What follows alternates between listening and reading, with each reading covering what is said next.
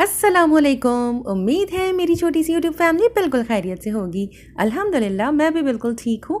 आज फिर मैं आप लोगों के साथ अपना full day kitchen routine share करने जा रही हूँ। सबसे पहले मैं आप लोगों को अपने जो रोटी का पेड़ा मैं यूज़ करती हूँ उसका वेट चेक कर कर दिखा रही हूँ। मुझसे किसी ने कमेंट में रिक्वेस्ट की थी तो अचानक मुझे याद आ गया तो बस वही चेक कर रही थी। तो 67 ग्राम्स का अप्रॉक्स ये पेड़ा है, तो तकरीबन 65 से 70 ग्राम्स का पेड़ा मैं अपने लिए डेली लेती हूँ, क्योंकि मैं अंदाजे से ही निकालती हूँ। अब जो मेरा डेली का एक आइडिया हो गया है और मैंने आपको हाथ पर रखकर भी इस पेड़े का साइज़ बता दिया है ताकि जिनके पास किचन स्केल नहीं है उन्हें भी इजीली आइडिया हो जाए। ये 67 ग्राम्स का पेड़ा था और अब मैं इसकी रोटी पकाने के बाद दोबारा से इसका वेट चेक करूँगी कि अगर मैंने 67 ग्राम्स का पेड़ा लिया है तो कुकिंग के बाद उसका वेट क्या हो जाएगा। अल्हम्दुलिल्लाह लास्ट मोमेंट पे मुझे याद आ गया था कि मुझे पेड़े का वेट चेक करना है, अदरवाइज़ मैं आज अगर ये भूल जाती तो आज की वीडियो में ये पॉसिबल ना होता।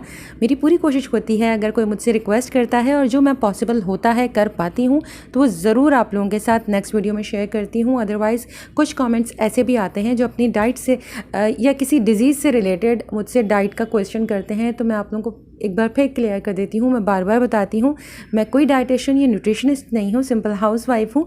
मैं फरीहा जी की डाइट को फॉलो कर रही हूँ। उन्होंने जो हर टॉपिक से रिलेटेड बहुत सारी वीडियोस बनाई हुई हैं यूट्यूब चैनल पर, इंस्टा पर, फेसबुक पर, आप लोग उन्हें फॉलो कर लीजिए और बहुत अच्छी तरह से एजुकेट करती हैं। रोटी तैयार हो चुकी है और इसका वेट चेक कर लिया है मैंने, ये तकरीबन 60 ग्राम्स की है। पेड़ा 67 ग्राम्स का था। कुकिंग के बाद इसमें से जो वाटर कंटेंट होता है वो कम हो जाता है और तैयार रोटी 60 ग्राम की होती है। आप लोगों ने कंफ्यूज नहीं होना किसी एक चीज़ को लेके। आप लोगों को अपनी रोटी का हिसाब किताब चेक करना है। अगर आप टेबल स्पून में लेना चाह रहे हैं, आटे का मेजरमेंट अपने लिए अलग से आटा गूंदना चाह रहे हैं तो 2.5 टेबल स्पून अगर आप आटा ले रहे हैं तो वो आपका 1 पोर्शन कार्बोहाइड्रेट्स में कवर होगा। आप अगर 2 पोर्शन कार्ब ले रहे हैं तो 5 टेबल स्पून आटे के साथ पेड़ा तैयार कर लीजिए और उसकी रोटी बनाएं। रोटी की साइज़ कोई मैटर नहीं करती क्योंकि आपने ऑलरेडी इसको जिस हद तक पोर्शन इसका चेक करना चाहिए था वो कर लिया है। अगर आपने सबके लिए आटा एक साथ गूंदा हुआ है, आप पेड़े का वेट पहले चेक करना चाह रही हैं, 35 से 45 ग्राम का अगर आप पेड़ा लेंगी तो आपका 1 पोर्शन कार्ब हो जाएगा। अगर आप तैयार रोटी का वेट चेक कर रही हैं तो पेड़े का वेट चेक करने की भी ज़रूरत नहीं है। तैयार रोटी का वेट चेक कर लीजिए। 30 से 40 ग्राम्स 1 पोर्शन कार्बोहाइड्रेट्स होता है। मैं हमेशा 2 पोर्शन कार्बोहाइड्रेट कंज्यूम करती हूँ अपने एक मील में। फुल डे में हमें 5 to 6 पोर्शंस या 4 to 6 पोर्शंस कार्ब कंज्यूम करना होता है और मैं मैक्सिमम 6 पोर्शंस ही कार्ब कंज्यूम करती हूँ। और मैंने इसे इसी तरह डिवाइड किया हुआ है कि मैं अपने तीनों मील्स में 2-2 पोर्शन कार्बोहाइड्रेट्स के कंज्यूम करती हूँ। तो आज के मैं आपको अपने पोर्शंस बता देती हूँ। सबसे पहले रोटी का वेट चेक किया था हमने, ये 60 ग्राम्स की है। 30 to 40 ग्राम्स अगर आपकी रोटी है तो आपका 2 पोर्शंस 1 पोर्शन कार्बोहाइड्रेट होगा। तो मैंने ये मिनिमम जो पोर्शन साइज़ है 30, उसके हिसाब से अगर देखा जाए तो मैंने 60 ग्राम्स की रोटी ली है जो कि 2 पोर्शंस कार्ब में ही काउंट होगी। इसके अलावा मैंने एक अंडा लिया है जो कि हाफ़ पोर्शन प्रोटीन है। इसे 1 टीस्पून ऑयल में कुक किया था। 1 पोर्शन फैट मेरा कवर हो गया।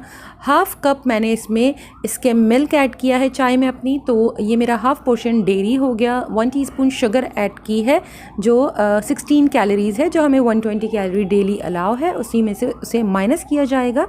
तो ये मेरा सिंपल सा नाश्ता है। अगर मैं इसमें 3 खजूर ऐड कर लेती तो मेरा 1 पोर्शन फ्रूट भी कवर हो जाता, बट मैं आज भूल गई हूँ। आज मेरा प्लान था मुझे शाम में घर के दूसरे काम निपटाने थे, तो सारी कुकिंग मैंने सोचा हुआ था कि मैं सुबह ही डन कर लूँगी, डिनर भी कंप्लीट सुबह ही प्रिपेयर कर लूँगी।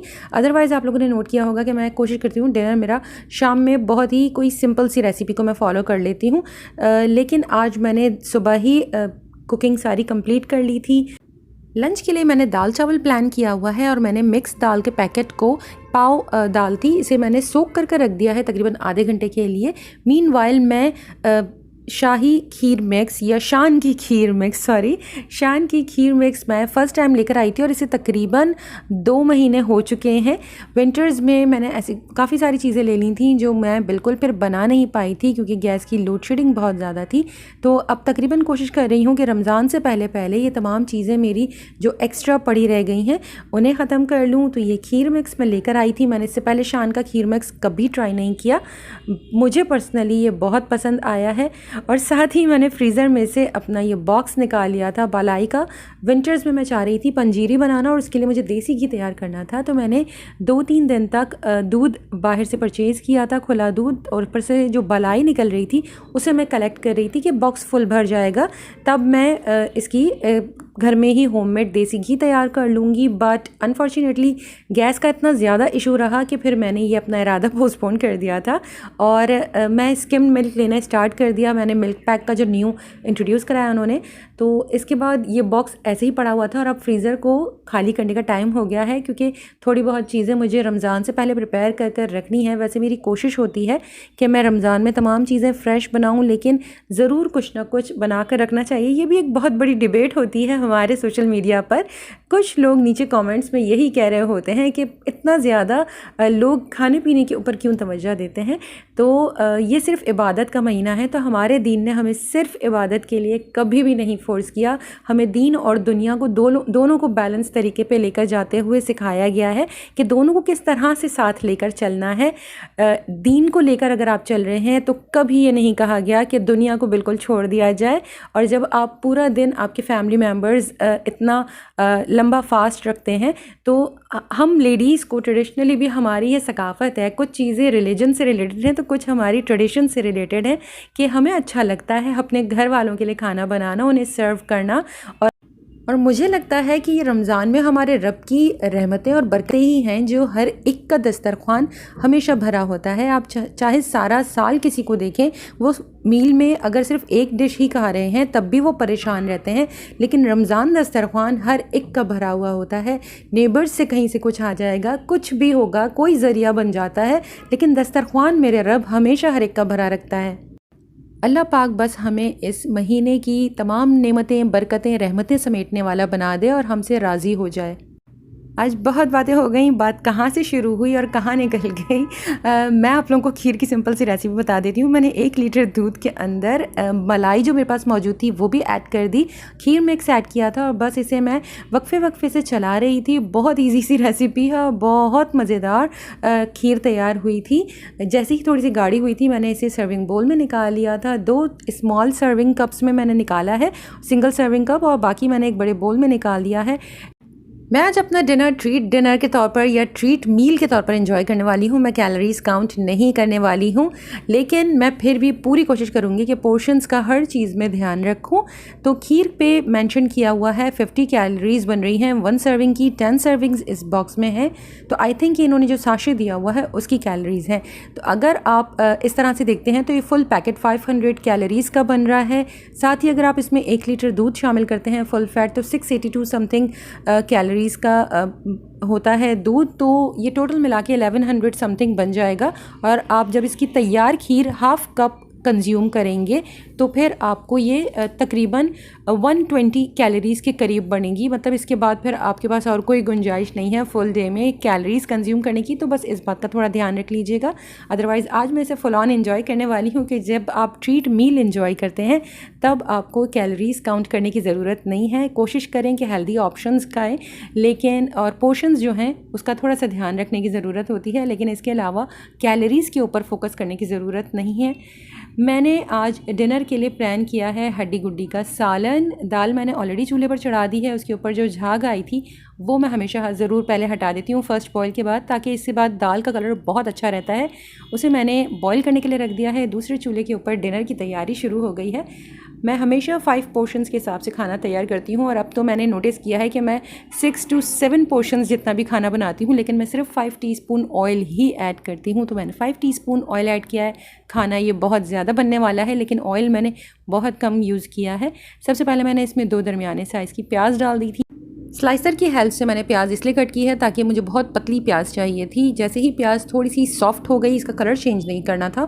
इसके बाद मैंने इसमें 1 टेबल स्पून अदरक और लहसुन का पेस्ट ऐड कर दिया था। मैंने दोनों चीज़ों को एक साथ पीस कर रख लिया है, इसलिए मैंने 2 टेबल स्पून डायरेक्ट डाल दिया था।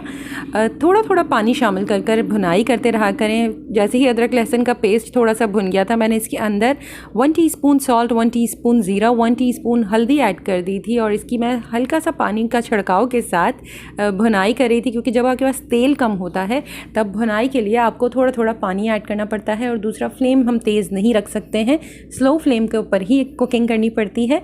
इसके बाद मैंने इसके अंदर ये तकरीबन 1.25 किलो हड्डी गुड्डी, नली और बोंग का गोश्त सब चीज़ें मिलाकर ये तकरीबन 1.25 किलो था, इसे मैंने ऐड कर दिया है। सिर्फ थोड़ा सा स्टर किया है, भुनाई नहीं की इस स्टेज पर, मैंने सिर्फ थोड़ा सा इसे मिक्स किया है, टॉस किया है, और इसे मैंने तकरीबन 1 कप पानी शामिल कर कवर कर कुक होने के लिए छोड़ दिया है। मैं अगर ईद के दिनों में इसकी कुकिंग कर रही होती हूँ तो मैं हमेशा इसे पहले सेपरेट एक पानी में बॉईल कर लेती हूँ। फर्स्ट बॉईल आने के बाद वो पानी फेंक देती हूँ, और इसके बाद मैं इसकी फ़र्दर कुकिंग जैसे मैंने अभी की है इस तरह करती हूँ। आज मैंने इन गोश्त और हड्डियों को सेपरेट बॉईल नहीं दिया है, डायरेक्ट पैन में ही ऐड कर दिया था। दाल गल चुकी थी और मैंने हैंड ब्लेंडर की हेल्प से उसे थोड़ा सा पीस लिया है। अब मैं दाल के लिए मसाला तैयार कर रही हूँ दूसरे पैन में। तो मैंने यहाँ पर सिर्फ 3 टीस्पून ऑयल ऐड किया है, क्योंकि मुझे दोबारा इसके ऊपर एक और तड़का देना है जहाँ मैं दोबारा से इसमें ऑयल ऐड करूँगी। तो इस स्टेज पर मैंने सिर्फ 3 टीस्पून ऑयल ऐड किया था। इसके अंदर मैंने एक दरमियाने साइज़ की प्याज फाइन स्लाइस कर ऐड कर दी है। जैसे ही उसका कलर चेंज हुआ, हल्का सा कलर चेंज करना है, ज़्यादा डार्क नहीं करना, और एहतियात वही है कि आपको बहुत स्लो फ्लेम पर करना होगा क्योंकि ऑयल की क्वांटिटी बहुत कम है। साथ में मैंने इसमें 1 टीस्पून अदरक लहसुन का पेस्ट ऐड कर दिया। हल्का सा सौते करने के बाद मैंने 2 टमाटर ब्लेंड कर वो भी इसके अंदर ऐड कर दिए हैं, और अब मैं इसकी हल्के से पानी के साथ भुनाई करती जा रही हूँ। साथ में मैंने स्पाइसेस या फ्लेवर्स के लिए इसके अंदर 1 टीस्पून सॉल्ट, हाफ टीस्पून हल्दी, 1 teaspoon red chilli powder, 1 teaspoon तलहार मिर्च पाउडर, ये तमाम चीज़ें ऐड कर दी हैं, और मैं पानी के साथ इसकी भुनाई करती जा रही हूँ। जब मुझे लगेगा कि टमाटरों का कच्चापन ख़त्म हो गया है, तेल थोड़ा सा किनारों से सेपरेट होने लगा है, तब मैं इसके अंदर दाल जो मैंने ऑलरेडी ब्लेंड कर रखी हुई थी वो ऐड कर दूँगी, और तमाम चीज़ों को अच्छी तरह से मिक्स करने के बाद मैंने इसे तकरीबन दोबारा से 15-20 मिनट के लिए स्लो फ्लेम के ऊपर कवर करके कुक होने के लिए छोड़ दिया था। और आज से लोड शेडिंग का शेड्यूल आ गया है, तो अब गैस ने थोड़ा बहुत आना स्टार्ट किया है, तो इलेक्ट्रिसिटी रफू चक्कर हो रही है, और आई थिंक पानी भी अब बस कुछ ही दिनों का मेहमान है। तो अल्लाह पाक बस हमारे मुल्क के ऊपर अपना करम बनाए रखे। गोश्त का जो मैं पानी ऐड किया था 1 कप, मीडियम फ्लेम के ऊपर मैंने उसे कुक किया था, और ये जब तकरीबन इसमें से पानी ख़त्म होने लगा तो अब मैं इस स्टेज पर इसकी 2 से 3 मिनट तक भुनाई करूँगी। इस तरह से कुक करने पर जो प्याज इसके अंदर मैंने ऐड की थी बहुत अच्छी तरह से वो डिज़ोल्व हो जाती है, बिल्कुल स्मूथ पेस्ट बन जाता है। मैंने बहुत हल्की सी उसकी भुनाई की थी स्टार्ट में, और इस स्टेज पर दोबारा मैंने जब पानी के साथ वो बॉयल हो गई है तो भुनाई की तो बहुत अच्छी तरह मैश हो गई। इस स्टेज पर मैंने फ्लेवरिंग्स के लिए इसके अंदर ऐड किया है 1 टीस्पून भरकर तलहार मिर्च powder, 1 teaspoon red chilli powder, और 1 टेबल स्पून धनिया पाउडर। तमाम चीज़ों को मैं वही थोड़ा सा पानी शामिल कर सिर्फ 1-1.5 मिनट के लिए मैंने इसकी भुनाई की थी मज़ीद, और इसके बाद मैंने इसमें इतना पानी ऐड कर दिया था कि गोश्त बहुत अच्छी तरह से गल जाए, क्योंकि मैंने बोंग का जो फुल पीस था उसे सिर्फ 2 पीसेज में डिवाइड किया है और वो ऐड किया है, तो काफ़ी बड़े साइज़ का गोश्त है। तो इसे तकरीबन टोटल स्लो फ्लेम के ऊपर मुझे 4 से 5 घंटे लग गए थे कुक करने में। नली मैंने तकरीबन 1-1.5 घंटे बाद इसमें से निकाल ली थी। आई थिंक 1 घंटे से पहले ही मैंने इसमें से निकाल ली थी। जब वो डन हो गई थी तो मैंने उसे निकाल कर सेपरेट रख दिया था, और बस स्लो फ्लेम के ऊपर ये गोश्त मैंने कुक होने के लिए छोड़ दिया था। दाल स्लो फ्लेम पर कुक हो रही है, बस तड़का देना बाकी रह गया है। और अब मैंने सैलड की कटिंग कर ली थी, और ये मैं आप लोगों को लेमन दिखा रही हूँ। इस बार मैंने लेमन थोड़े से एक्स्ट्रा आ गए थे, तो इससे पहले कि वो ख़राब हो जाते मैंने एक और हैक अपने दूसरे चैनल पर शेयर किया है कि आप पानी की बॉटल के अंदर लेमन भर कर रख दिया करें पूरा पानी के साथ कवर कर तो काफ़ी दिनों तक लेमन फ्रेश रहते हैं। वो हैक भी बहुत ज़बरदस्त है।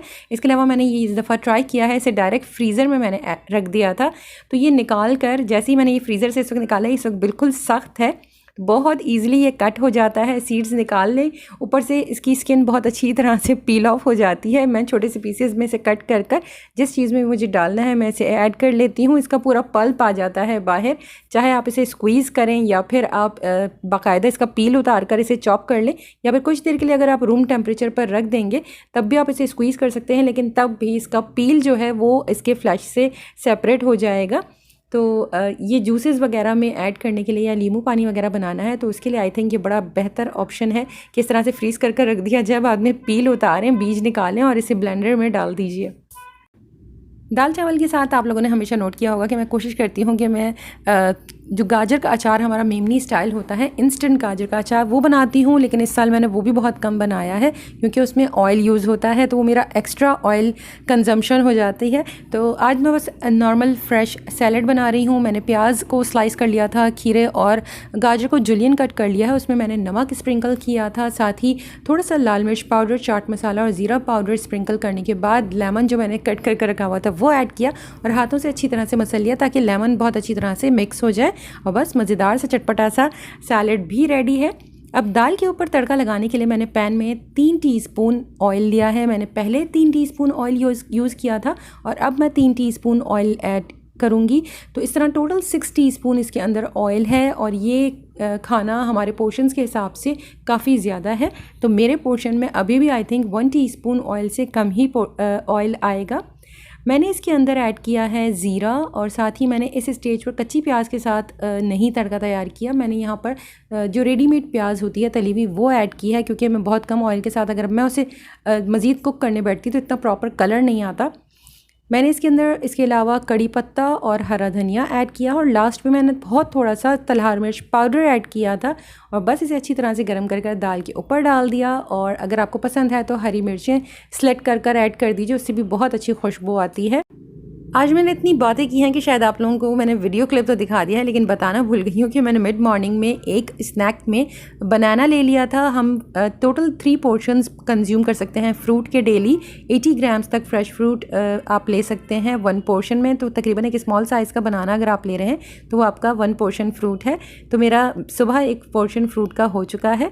अब मैं आप लोगों के साथ अपना लंच प्लेटर शेयर कर रही हूँ। तो मैं 8 टेबल स्पून राइस लेती हूँ हमेशा से ही, जो तकरीबन 1.5 पोर्शन कार्बोहाइड्रेट्स को कवर करते हैं। 6 table spoon 4 to 6 table spoon अगर आप राइस ले रहे हैं तो आपका 1 पोर्शन कार्बोहाइड्रेट्स है। तो अगर मैं 8 टेबल स्पून ले रही हूँ तो मैं ये भी कह सकती हूँ कि 2 पोर्शन कार्ब्स है। अगर 4 को ही मैं कंसिडर कर रही हूँ 1 पोर्शन कार्ब्स में, तो मेरे 2 पोर्शन कार्ब्स के हिसाब से ये राइस हो गए हैं। इसके अलावा जो दाल मैंने ली है वो 7 टेबल स्पून है। अगर आप पतली दाल ले रहे हैं तो 7 टेबल स्पून तक ले सकते हैं। अगर आप फ्राई दाल ले रहे हैं तो फिर आप 5 टेबल स्पून तक कंज्यूम कर सकते हैं। दाल में मेरा 1 टीस्पून ऑयल मैं कंसिडर कर रही हूँ कि होगा, अदरवाइज़ इतनी कम दाल में 1 टीस्पून से भी कम ऑयल है, लेकिन मैं हमेशा इसी तरह कंसिडर करती हूँ कि मेरा 1 टीस्पून ऑयल इसमें कम हो गया। इसके अलावा मैंने सैलड लिया था, तो ये था मेरा सिंपल सा आज का लंच। अब डिनर मेरा ऑलमोस्ट डन हो चुका है। नली मैंने आप लोगों को दिखा दी, मैंने सेपरेट कर दी थी पहले ही। ग्रेवी जितना पसंद करते हैं उतना रख सकते हैं। लास्ट में बस मैंने इसके ऊपर गरम मसाला स्प्रिंकल किया था और हरा धनिया स्प्रिंकल किया था। बहुत सिंपल सी रेसिपी है। और अब आप देख सकते हैं कि मैंने इसमें सिर्फ 5 टीस्पून ऑयल ऐड किया था, लेकिन ज़ाहिर है इसमें बहुत ज़्यादा फ़ैट कंटेंट होता है। इस मीट में भी नली वगैरह इसके अंदर डली हुई थी तो उसने अपना बहुत ऑयल रिलीज़ किया है। तो काफ़ी सारी ऑयल की एक ऊपर लेयर आ चुकी है, लेकिन ये फिर भी उस ऑयल से बहुत कम है जो यूजुअली हम कुकिंग करते वक्त इसमें ऑयल डालते हैं। अगर मैं इसे कुकिंग ऑयल के हिसाब से ही कंसिडर करूं तो ये अभी भी बिल्कुल परफेक्ट रेसिपी है, क्योंकि फ़रीहा जो ने अपनी वीडियोस में पाए वगैरह खाने से भी कभी मना नहीं किया, बल्कि वो हमेशा इन चीज़ों की बेनिफिट्स ही बताती हैं कि इनके अंदर कौन से न्यूट्रिएंट्स मौजूद हैं जो आपकी बॉडी के लिए किस किस तरीके से हेल्पफुल हैं। पाए बुरी चीज़ नहीं है, इसे बनाना किस तरीके से है ये आप लोगों को मैटर करता है कि आपको उसकी कुकिंग के वक्त ऑयल को कम से कम इस्तेमाल करना है, क्योंकि नेचुरली उसका अपना ऑयल रिलीज़ होगा जैसे जैसे वो कुक होते रहेंगे।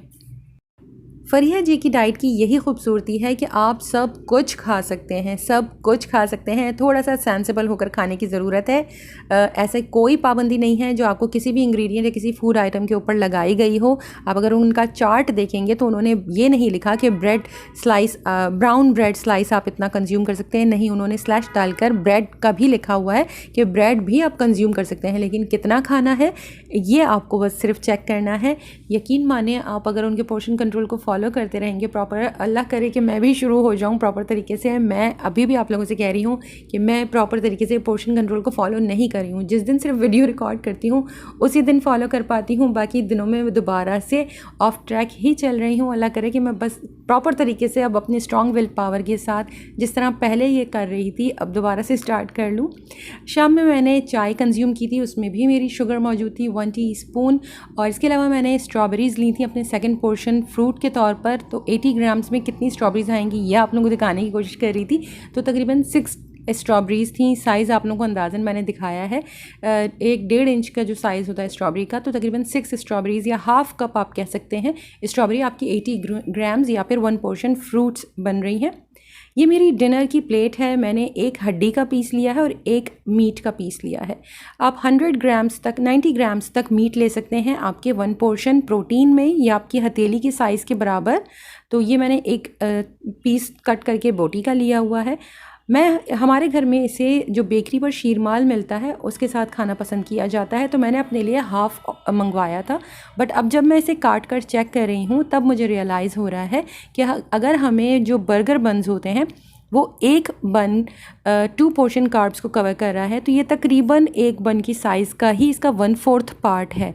इसका मतलब है कि मेरे 2 पोर्शन कार्ब्स हैं। तो फिर मैंने इसे बड़ा करने के लिए इसे 2 पीसेस में डिवाइड कर लिया है। मैंने सिर्फ 1/4 शीरमाल कंज्यूम की है अपने 2 पोर्शन कार्ब्स में। सालन में मेरा अगर कुकिंग वाला ऑयल मैं कंसिडर करती हूँ तो 1 टीस्पून ऑयल भी नहीं आया होगा। ये जितना फ़ैट है ये जो गोश्त में से बाद में निकला है ये वो फ़ैट है जो इसके अंदर आया हुआ है।